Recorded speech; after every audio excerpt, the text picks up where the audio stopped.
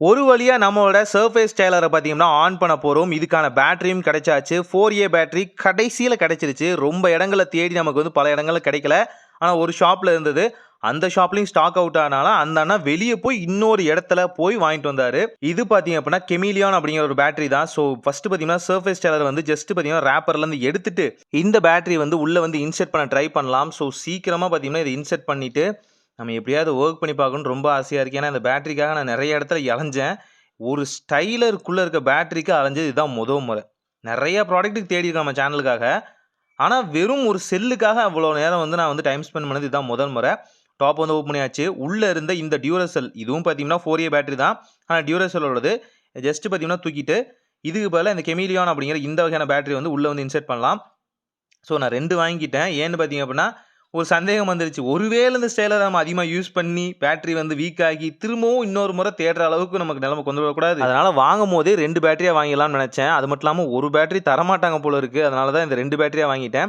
So இப்போ பார்த்தீங்க அப்படின்னா இது எப்படி போடுறது அப்படின்னு கொடுத்துருக்காங்க. அதாவது ப்ளஸ் சைன் பார்த்தீங்கன்னா டாப்பில் இருக்கணும். ஸோ அந்த வகையான ஸ்டைலர்லேயே அதை வந்து இன்டிமேட் பண்ணியிருக்காங்க.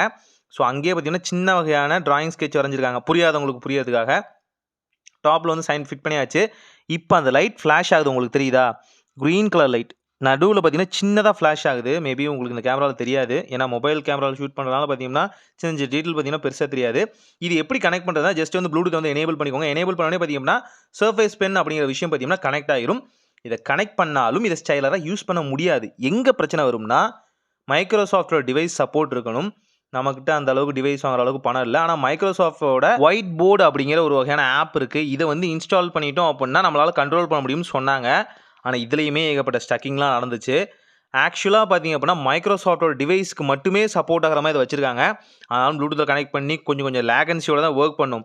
இதுக்கு என்னென்னா பெர்ஃபெக்டாக பார்த்தீங்கன்னா மைக்ரோசாஃப்டோட அந்த வகையான டேப் செக்ஷனோ எது இருந்தாலும் இது பெர்ஃபெக்டாக இருக்காது. ஆனாலும் நம்ம ட்ரை பண்ணி பார்த்ததில் ஓரளவுக்கு ஒர்க் ஆகுது. ஆனால் நிறைய இடத்துல லேகன்சி இருக்குது. இது ஏன் அப்படின்னா இதை நம்ம ஆக்டிவேட் பண்ணணும் அப்படின்னா மைக்ரோசாஃப்ட்டில் நமக்கு ஒரு அக்கௌண்ட் தேவை. கூடவே உங்கள் டிவைஸ் மைக்ரோசாஃப்டாக இருக்கணும். அப்படி இல்லைன்னா நம்ம ஒயிட் போர்டுக்கான தனியான ஒரு ஆப் தேவை. இது எல்லாத்தையும் கனெக்ட் பண்ணால் மட்டுமே, அதாவது இந்த 4-3 விஷயங்கள் ஒட்டுக்கா இருந்தால் மட்டுமே இது வந்து ஒர்க் ஆகுது. இதில் என்ன ஒரு ஹைலைட்னா இதை நீங்கள் டிஸ்பிளேல டச் பண்ண தேவையில்லை. தூரமாக இருந்தே நீங்கள் ஜஸ்ட் ஒரு சின்ன குறியீடு இருக்கும் இல்லையா, ஒரு கை அசைவு நடந்தாலே இங்கே வந்து வேலை நடக்க ஆரம்பிச்சிருது. அது மற்ற ஸ்டைலில் இல்லை. அது மற்ற ஸ்டைலில் எப்படி பார்த்தாலும் நீங்கள் தொடுதிரையை தொட்டு தான் ஆகணும். ஸ்க்ரீன் டச் பண்ணி தான் ஆகணும். அப்போ தான் சென்சார் ஒர்க் ஆகும். இது சென்சார் மூலியமாக இல்லாமல் ஒரு வகையான நேவிகேஷன் செக்ஷன் மூலியமாக ஒர்க் ஆகுது.